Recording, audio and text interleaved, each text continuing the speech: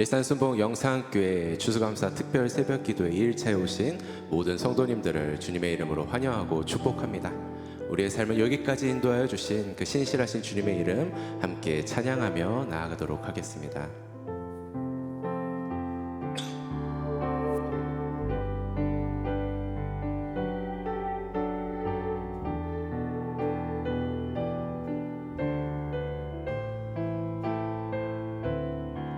우리 함께 고백합시다. 감사하신 하나님, 감사하신 하나님, 에베네셀 하나님, 살아계신 하나님, 에베네셀 하나님. 우리 한 번 더 고백합시다. 감사하신 하나님, 감사하신 하나님, 에베네셀 하나님, 에베네셀 하나님, 살아계신 하나님, 살아계신 하나님, 에베네셀 하나님. 여기까지 인도하셨네, 여기까지 인도하셨네. 감사하신 하나님, 여기까지 인도하셨네. 살아계신 하나님, 아멘. 감사하신 하나님, 에베네셀 하나님,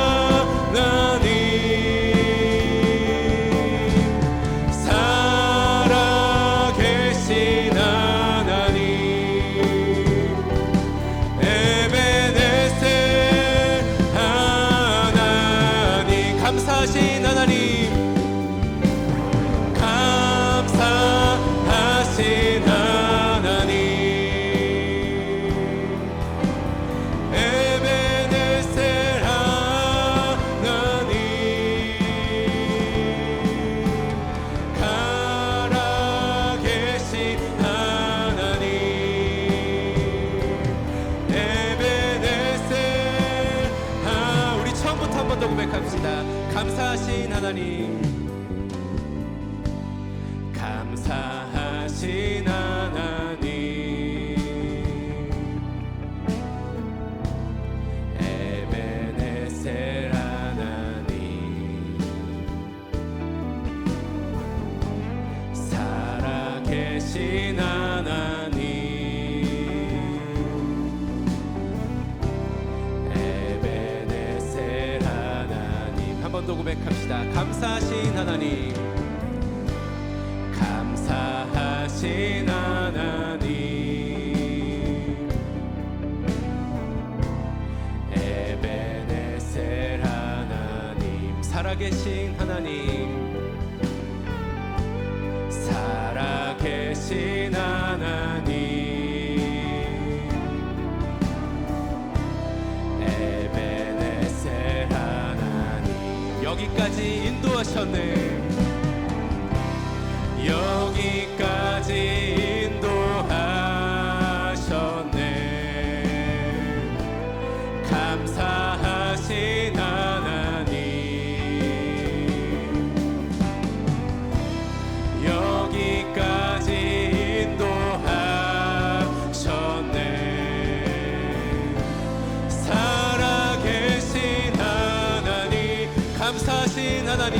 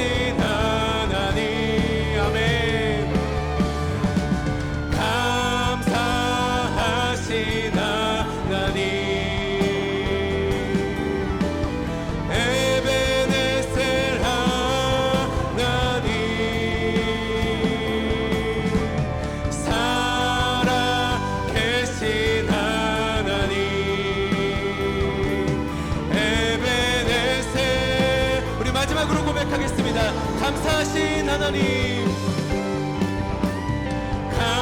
감사하신 하나님,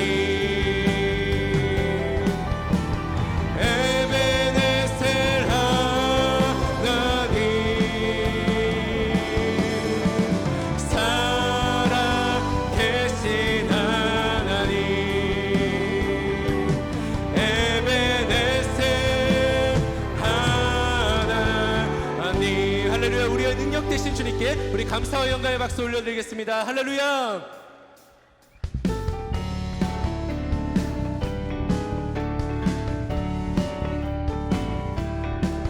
찬송으로 보답할 수 없는 큰 사랑, 주님께 영광 할렐루야. 형제 자매 모두 함께 모여 찬송해 주. 우리 한 번 더 고백합시다. 찬송으로 보답할 수 없는, 찬송으로 보답할 수 없는 큰 사랑, 주님께 영광 할렐루야. 형제 자매 모두 함께 모여 찬송해 주님께 영광 할렐루야. 하나님의 자녀여 크게 찬송 부르며 밝고 거룩한 길로 기쁨으로 나아가 주의 보좌 앞으로 속히 들어가겠네. 주님께 영광 할렐루야. 우리 받은 주의 은혜는 없도다. 주님께 영광 할렐루야. 기쁜 찬송 부르네. 주님께 영광 할렐루야. 하나님의 자녀여 크게 찬송 부르며 밝고 거룩한 길로 기쁨으로 나아가 주의 보좌 앞으로 속히 들어가겠네. 우리 1절로 고백하겠습니다. 할렐루야. 찬송으로 보답할 수 없는 큰 사랑, 주님께 영광 할렐루야. 형제 자매 모두 함께 모여 찬송해 주님께 영광 할렐루야. 하나님의 자녀여 크게 찬송 부르며 밝고 거룩한 길로 기쁨으로 나아가 주의 보좌 앞으로 속히 들어가겠네. 주님께 영광. 나의 기쁨, 나의 기쁨, 나의 소망 되시며 나의 생명이 되신 주.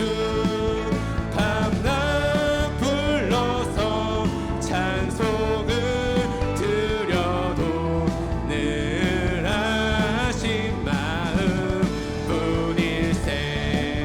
나의 사모하는 선한 목자는 어느 꽃다운 동산에 양의 무리와 늘 함께 가셔서 기쁨을 함께 하실까. 길도 없이 거친 넓은 들에서 갈 길 못 찾아 애쓰며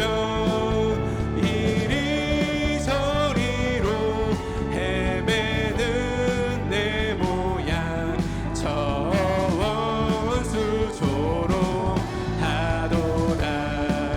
주의 자비로 꼭 화평한 얼굴 모든 천사도 반기며 주의 놀라운 진리의 말씀에 천지가 바라하도다. 나의 진정 사모하는 예수님 음성조차도 반갑고 생명과 나의 참 소망은 오직 주 예수 뿐일세. 주와 같이 길 가는 것 즐거운 일 아닌가. 우리 주님 걸어가신 발자취를 밟겠네.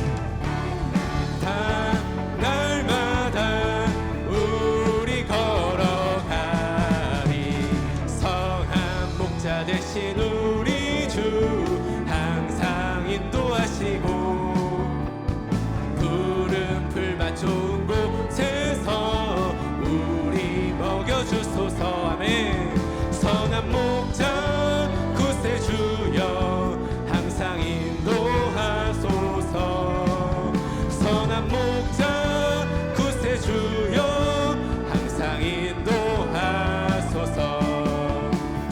양의 문이 되신 예수여 우리 영접하시고 길을 잃은 양의 무리를 항상 인도하소서. 선한 목자 구세주여 기도 들어주소서. 선한 목자 구세주여 기도 들어주소서. 흠이 많고 약한 우리를 용납하여 주시고 주의 넓고 크신 은혜로 자유 얻게 하셨네. 선한 목자 구세주여 지금 나아갑니다. 선한 목자 구세주여 지금 나아갑니다.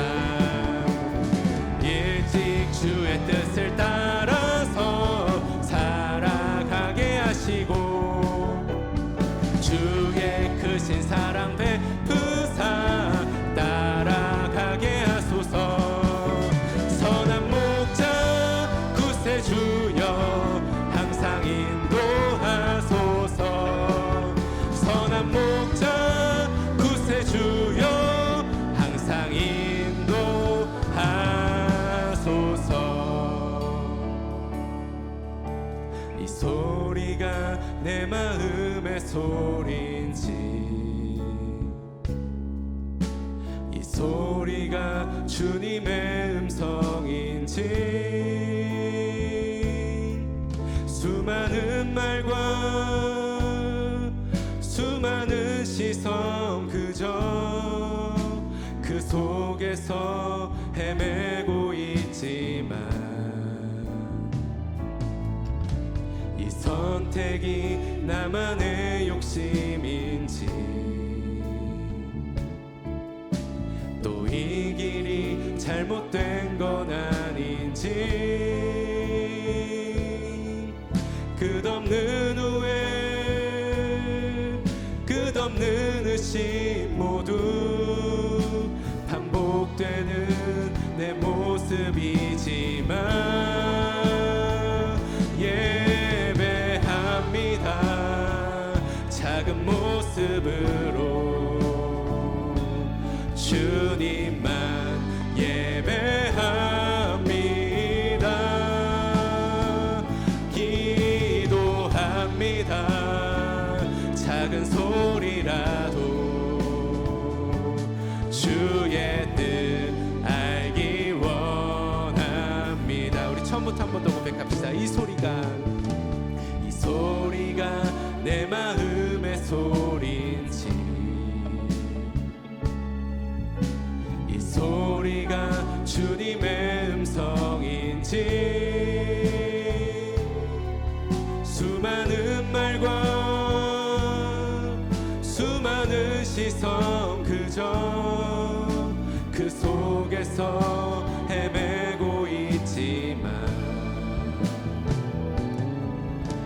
이 선택이 나만의 욕심인지 또 이 길이 잘못된 건 아닌지 끝없는 후회 끝없는 의심 모두 반복되는 내 모습이지만 예배합니다.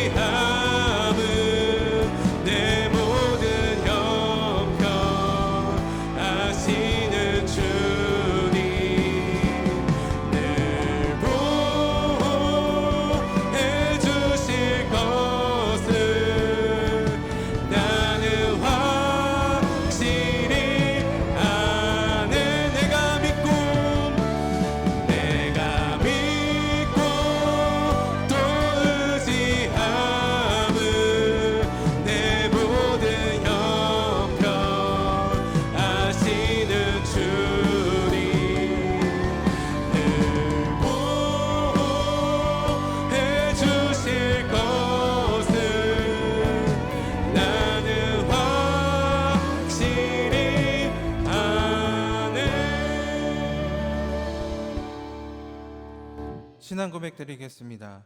전능하사 천지를 만드신 하나님 아버지를 내가 믿사오며 그 외아들 우리 주 예수 그리스도를 믿사오니 이는 성령으로 잉태하사 동정녀 마리아에게 나시고 본디오 빌라도에게 고난을 받으사 십자가에 못 박혀 죽으시고 장사한 지 사흘 만에 죽은 자 가운데서 다시 살아나시며 하늘에 오르사 전능하신 하나님 우편에 앉아 계시다가 거기로부터 산자와 죽은 자를 심판하러 오시리라. 성령을 믿사오며 거룩한 공교회와 성도가 서로 교통하는 것과 죄를 사하여 주시는 것과 몸이 다시 사는 것과 영원히 사는 것을 믿사옵나이다. 아멘.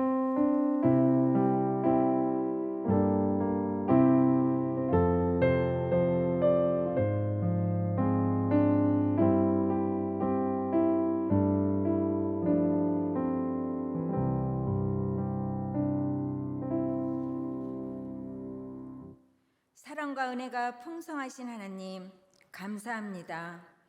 지금까지 저희를 지켜주시고 동행하여 주시는 하나님 아버지께 영광과 찬양을 올려드립니다. 새벽을 사모하여 예배드리는 이 시간 복 주시고 기도 제목과 모든 소원에 응답하여 주시옵소서. 사랑의 하나님, 이 땅의 전쟁이 종식되도록 은혜 내려 주시옵소서. 수능 시험을 준비하는 수험생들에게 그동안 준비해온 노력들이 평안함과 담대함으로 최선을 다하여 원하는 결실을 맺을 수 있도록 은혜해 주시옵소서. 하나님 나라를 위하여 기도하시는 강신호 목사님께 영육간의 강건함으로 채워주시옵소서. 이 시간 담임 목사님의 생명의 말씀을 통하여 날마다 말씀에 순종하게 하시고 바른 길로 살아갈 수 있는 귀하고 복된 삶이 되게 하여 주시옵소서. 우리를 구원하신 예수님 이름으로 기도드립니다. 아멘.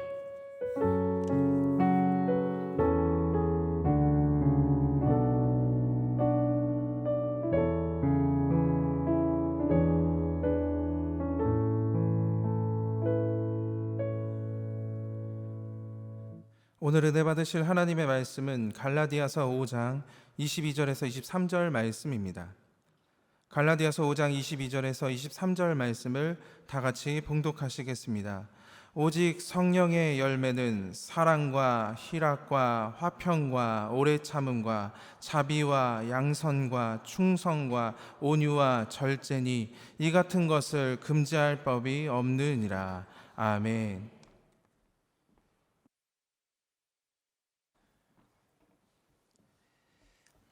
할렐루야. 오늘은 다섯 번째 열매인 자비에 대해서 함께 은혜를 나누고자 합니다. 러시아의 유명한 작가 톨스토이가 길을 가는데 구걸하는 거지가 그를 붙잡고 돈을 좀 달라고 했습니다. 톨스토이는 그 자리에서 자기 주머니를 다 뒤져봤는데 돈이 하나도 없는 거예요. 그래서 너무너무 미안한 마음에 거지에게 톨스토이가 이렇게 얘기를 했다고 합니다. 제가 돈이 있으면 정말 드렸는데 정말 제가 돈이 없습니다. 너무너무 죄송합니다. 예의를 갖춰서 죄송함을 표현을 했습니다. 그런데 거지가 이런 톨스토이의 행동에 너무 감동을 받은 거예요. 그래서 거지가 이렇게 이야기했다고 합니다. 당신은 동전보다 저에게 더 많은 것을 주셨습니다. 우리는 기대 이상의 대접을 받게 되면 그것을 친절 이렇게 이야기를 합니다. 저는 건강상의 문제 때문에 밥도 요새 반 공기만 먹어요. 그런데 어느 날 아내가 저한테 이 밥그릇 채를 갖다 주면서 마음대로 퍼 드세요. 그러면 이걸 저는 친절이라고 느낍니다. 왜냐면 기대하지 않았던 거니까.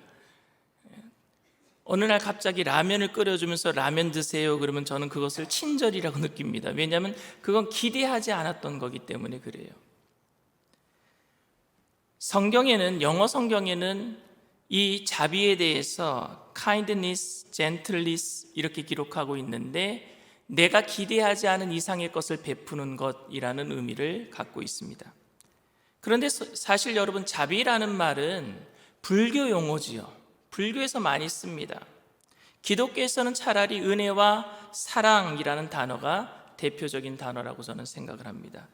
기독교에서 말하는 성령의 열매에서 말하는 자비는 불교에서 말하고 있는 자비와 여러분 어떻게 다르겠습니까?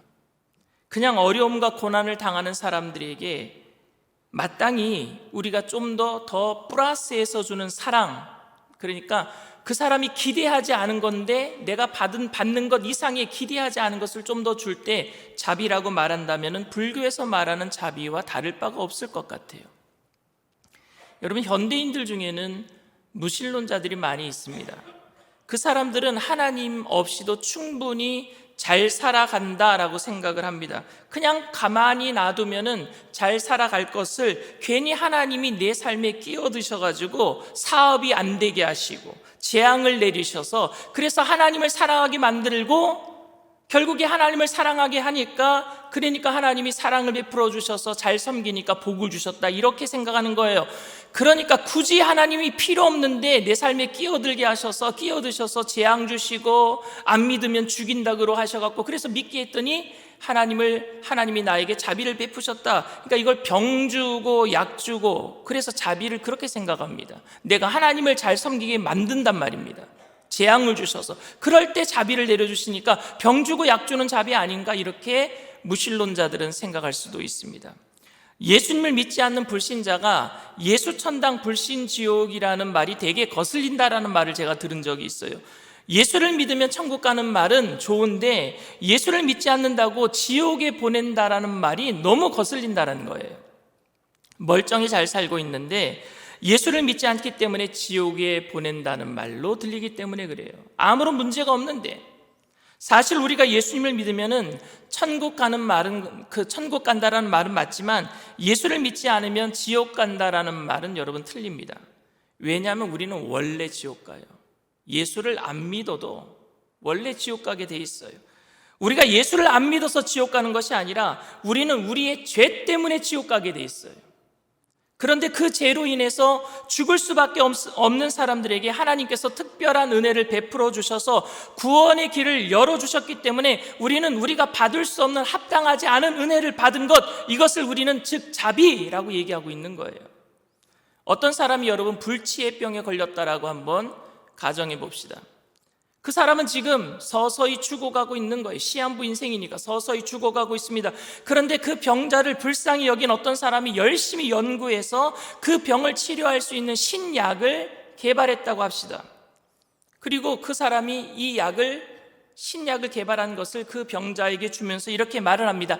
이 약을 먹으면 삽니다. 그러나 이 약을 먹지 않으면 죽습니다. 이때 여러분, 이 약을 먹지 않으면 죽습니다라는 말은 약을 먹지 않으면 너를 죽여버릴 거야 라는 말이 아니잖아요. 불치의 병으로 원래 죽을 수밖에 없는데 내가 신약을 개발했으니까 이 약을 먹지 않으면 죽습니다라는 말은 이 사람을 살리겠다는 말 아니겠습니까?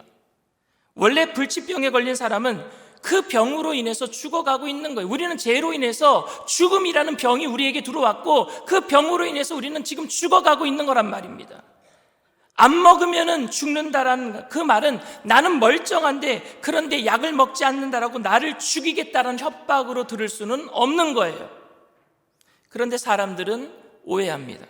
멀쩡한데 예수님을 안 믿었기 때문에 지옥 간다라고 말하는 기독교인들이 미운 거예요.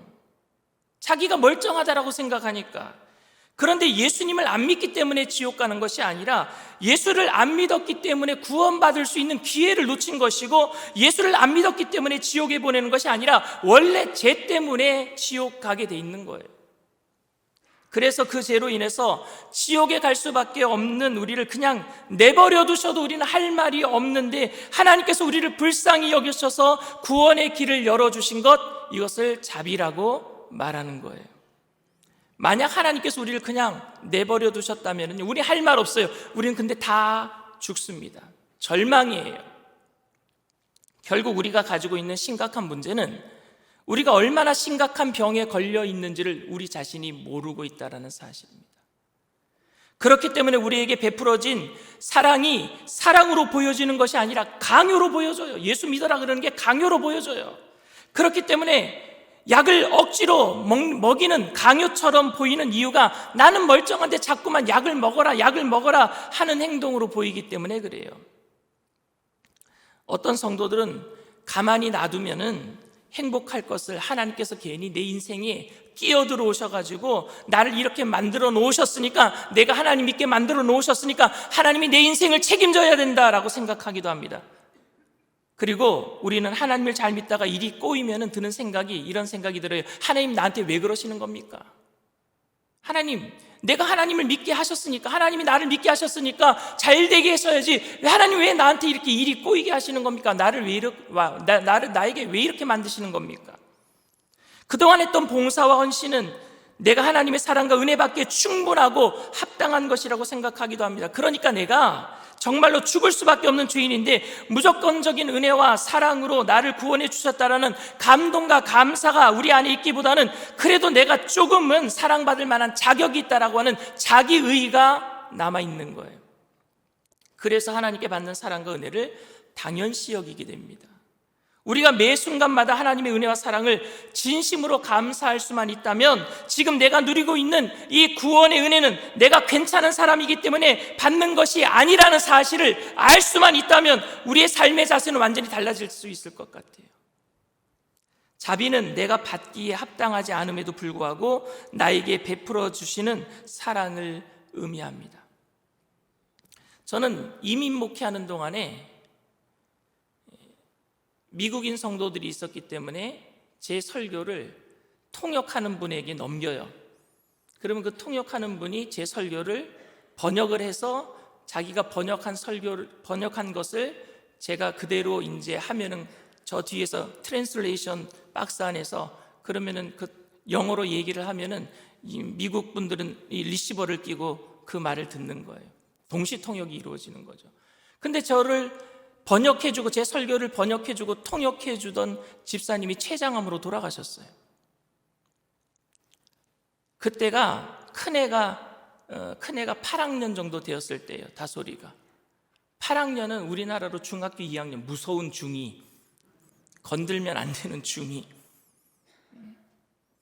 근데 제가 그때 다솔이에게 예의를 갖춰서 이렇게 얘기를 했어요. 너 아빠 설교 좀 번역 좀 해줄래? 통역은 린지라고 하는 우리 교회에 온 미국 아이가 한국어를 배워서 그 린지라는 아이가 통역을 하니까. 근데 린지라는 아이는 번역을 못해요. 그냥 해준 거는 읽을 수는 있어요. 그래서 다솔이에게 영어랑 한국어를 그래도 좀 잘 아는 다솔이에게 아빠 설교 좀 통역 좀 해줄래? 아주 예의를 갖춰서 제가 얘기를 했어요. 그랬더니 다솔이가 그 중학교 2학년짜리가 사춘기 때 해주겠대요. 너무너무 감사한 거예요. 근데 너무너무 감사한 게 그렇게 고등학교 졸업할 때까지 제 설교를 번역을 해준 거예요. 다솔이가 당연하게 되다 보니까 제가 나중에는 설교 통역을 번역을 자기도 바쁘다고 공부하겠다고 못하겠다는 짜증이 나는 거예요. 제가 화내는 관계가 됐어요. 감사한 관계가 화를 내는 관계가 됐단 말입니다. 여러분, 우리에게 벌어지는 대부분의 다툼을 보면 바로 이런 문제입니다. 남편이 해주는 설거지는 남편의 의무인가요? 아니면 남편이 아내에게 베풀어주는 자비인가요? 저녁을 차려주는 아내는 그것이 의무인가요? 아니면 남편에게 해주는 자비입니까? 그런데 우리는 많은 혜택을 받다 보면은요, 상대방은 그것을 해줘야 될 것 같은 의무가 되는 것처럼 느껴지고, 받는 사람의 입장에서는 그것을 고마워하거나 감사하기보다는 당연히 내가 받아야 할 것을 받는다라고 생각하는 경우가 생기게 된단 말입니다. 그러니까 다툼이 일어나는 거예요. 우리는 하나님께서 우리를 사랑하셨다는 말을 수도 없이 많이 들으면서 이제는 하나님의 사랑은 당연한 것이라고 생각하게 되었어요. 하나님이 우리를 사랑하지 않으면 그것은 하나님의 문제가 되어버리는 것입니다. 하나님이 우리를 용서하지 않으면 그것은 하나님의 잘못이 되어버리는 것입니다. 그래서 하나님께서 우리를 사랑하셨다, 우리를 용서하셨다라는 사실이 그렇게 큰 감동으로 우리에게 다가오지 않게 되었어요. 내가 기도했으면 하나님은 반드시 내 기도에 응답해야 할 의무가 있다라고 이야기하고 우리에게 마치 권리가 있다라고 이야기하면서 잠깐 응답해 주신 것에 대해서는 감사할 뿐 당연히 내가 기도한 것에 대한 보상이라고 생각하기 시작한단 말입니다. 자비란 하나님께서 그럴 필요가 없음에도 불구하고 우리를 정말 사랑하고 부드럽게 다루셨다라는 말입니다. 다윗은 그의 시에서 하나님의 인자하심과 자비하심을 엄청 많이 노래를 해요. 그는 이새의 막내 아들이었기 때문에 왕으로 기름 부음 받을 만한 자격이 없는 사람이었어요. 그는 자식 농사를 잘못 지어서 자식들에게 쫓겨남을 받을 그런 정말로 어처구니 없는 일을 당할 수밖에 없는 아버지였단 말입니다. 그럼에도 불구하고 하나님은 그를 사랑하시고 자비를 베풀어 주시고 그래서 그의 하나님의 인자가 무궁하다 그런 거예요. 자기는 그럴 자격이 없는데 성령의 열매인 자비가 그냥 친절함이 아닌 받을 만한 조건이 없음에도 불구하고 우리에게 베풀어 주신 하나님의 은혜임을 안다면 우리 또한 그 자비로 다른 사람을 대해야 할 줄 믿습니다. 내가 그렇게 값없이 받았으니까. 그냥 나와 관계가 좋은 사람에게 친절을 베풀고 가끔 불쌍한 사람을 향한 동정 어린 마음으로 자비를 베푸는 것은 세상 사람들 누구나 다 할 수 있는 것입니다. 그러나 성령의 열매 자비는 그 사람이 절대 그런 호의와 친절을 누려서는 안 되는 사람에게 내가 베푸는 게 자비예요. 그 사람은 절대 호의를 받아서는 안 되는 사람이에요. 그 사람이 절대 자비를 받아서는 안 되는 사람이에요. 근데 그런 사람에게 베푸는 게 뭐예요? 자비란 말입니다. 내가 그런 사람이었기 때문에 하나님 앞에 제가 이렇게 얘기하면은 왜 나만 친절을 베풀어야 하는 겁니까? 하는 그렇게 묻고 싶어하는 분이 계실 것 같습니다. 왜 내가 그 사람에게 그렇게 해줘야 합니까? 그 사람은 나에게 뭐라고 한 것이 하나도 없는데 왜 내가 그 사람에게 해줘야 됩니까? 그러니까 우리의 생각에는 이 각박한 세상에서 받은 것만큼 주면서 사는 것도 벅차다라고 생각하고 있어요. 아버님 돌아가셨을 때에 부의금 내신 분들 장부를 제가 갖고 있어요. 그분들이 경조사 있을 때마다 그거 챙기는 것만 해도 저도 벅차요. 받은 것을 주는 것만으로도 벅찬데 남이 나에게 해주지도 않은 걸 내가 왜 해줘야 됩니까? 이게 우리의 삶이에요. 우리의 생각이에요. 그런데 성경은 그런 사람에게 친절과 사랑과 은혜를 베푸는 것을 성령의 열매, 자비라고 생각하는 거예요. 어떤 분은 그럴 거예요. 내가 강 목사 아버님 돌아가셨을 때 나는 가지도 않았는데 그러니까 우리 아버님 돌아가셨을 때 강 목사가 우리 집에 와가지고 인사하고 그리고 부의금을 내고 갈 생각은 전혀 없을 거야. 그런 의향도 없을 거야. 그 사람도 나에게 받을 의향이 전혀 없을 거예요. 그런데 내가 찾아가서 그 사람에게 인사를 하고 부의금을 드렸다고 합시다. 그게 자비란 말입니다. 받을 의향도 없어요, 상대방도. 사랑하는 성도 여러분, 저는 이것이 믿는 사람들이 세상을 다르게 살아가는 방법이라고 생각합니다. 믿는 사람들은 세상을 다르게 살아가야 되잖아요. 원수니까 안 찾아온 거예요. 그러니까 내가 원수처럼 대하는 사람은 내가 어려운 일 당해도 찾아오지 말아라 이거예요. 받을 의향도 없어요. 그런데 떡하니 찾아가 보세요. 놀라는 거예요. 그때는 왜 왔지? 그때에 여러분 무장해제가 되는 거예요. 마음이 녹아지지 않겠습니까? 우리가 다른 사람에게 얼마나 여러분 기대하면서 살고 있습니까? 베푼 것도 없고 관계도 좋지 않아서 기대 없이 살아갈 때가 많지 않습니까? 너는 너, 나는 나, 그렇게 담을 쌓고 살아가는 것이 너무 편해지지는 않았습니까? 또 우리는 얼마나 남들의 기대에 부응하면서 살고 있습니까? 오히려 남들이 기대하는 것을 채워주지는 못하는 경우가 많아서 그냥 대충 넘어가자고 속으로 말하고 있지는 않습니까? 그냥 대충 넘어가자. 형편상 핑계를 대면서 선을 선으로 갚지 못하면서 그런데 악은 어찌되었든 최선을 다해서 악으로 갚으려고 세상 풍조 속에서 이렇게 살아가는 모든 사람들 속에서 성령의 열매 자비는, 여러분, 오히려 우리가 자비를 베푼다면 상대방은 오히려 충격을 받을 것 같아요. 이 사람 나한테 왜 이러지? 저 사람은 분명히 나한테 이렇게 하면 안 되는 사람인데 왜 저러는 거야? 혹시 미친 거 아니야? 우리가 베푸는 사랑과 친절에 강한 거부감이 들 정도로 받아서는 안 될 것들을 받을 때 사람들의 완악했던 마음들은 무너지게 될 줄 믿습니다. 주님이 우리의 완악했던 마음을 그렇게 무너뜨리셨잖아요. 우리는 감히 하나님께 이런 사랑을 받을 만한 자격이 없는 죄인인데 하나님께서는 우리에게 그렇게 다가오셨고 그 사랑을 예수님의 십자가로 확증해 주신 줄 믿습니다. 그래서 우리는 주님 앞에 주님, 나는 죄인입니다, 나를 떠나소서라는 말이 저절로 나올 수밖에 없는 거 아닙니까? 그 자비를 내가 받을 때 말입니다.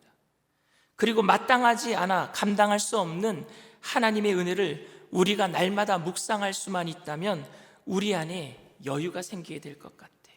나도 이렇게 살아야 되겠구나. 그 여유와 친절함이 나에게 절대 친절함을 받아서는 안 될 사람, 나에게 절대 사랑을 받을 수 없다라고 생각하는 사람에게 찾아가게 하는 힘이 되게 만들고, 그로 인해서 하나님의 자비의 열매가 저와 여러분들 삶에 주렁주렁 맺혀지게 되기를 주님의 이름으로 축원을 드립니다. 기도합니다. 사랑과 은혜가 풍성하신 좋으신 하나님, 주님의 은혜를 감사합니다. 영원히 죽을 수밖에 없었던 우리들을 내가 그 사랑을 받아서는 안 되는 사람임에도 불구하고 그 사랑을 우리에게 전해주신 그 자비의 하나님을 생각합니다. 그 자비로 인해서 하나님, 우리가 영원한 생명을 얻고 천국에 가게 하셨사오니 우리들도 하나님, 그 자비로 우리에게 그 사랑을 받을 수 없는 사랑까지도 변화시킬 수 있는 능력의 사람 되게 하여 주시옵소서. 하나님께서 우리를 사랑하셔서 예수 그리스도의 십자가의 보혈로 구속해 주신 그 은혜에 감사함으로 오늘도 우리가 주님 앞에 감사함으로 정성껏 예물을 올려드립니다. 하나님, 기뻐 받아 주시옵시고 귀한 예물 쓰여지는 곳에 그리스도의 자비로 많은 영혼들이 구원받게 되는 구원의 예물 되게 하여 주시옵시고 바치신 손길들마다 그 자비로 더욱더 나눠주고 꾸어주고 베풀며 살아가는 믿음의 사람들 되게 하여 주시옵소서. 지금은 우리 주 예수 그리스도의 무한하신 은혜와 아버지 하나님의 영원하신 극진하신 사랑하심과 보혜사 성령님 내주교통 충만하시고 위로하시는 축복이 받을 수 없는 그 사랑을 받은 우리들, 이제 그 사랑으로 받을 수 없는 사람들에게 나눠주기로 결단하는 믿음의 백성들 위해 지금으로부터 영원토록 함께 하시기를 간절히 축원하옵나이다. 아멘. 할렐루야. 우리 주님 앞에 영광의 박수 올려드립니다. 오 나의 자비로운 주여, 우리 찬양합니다.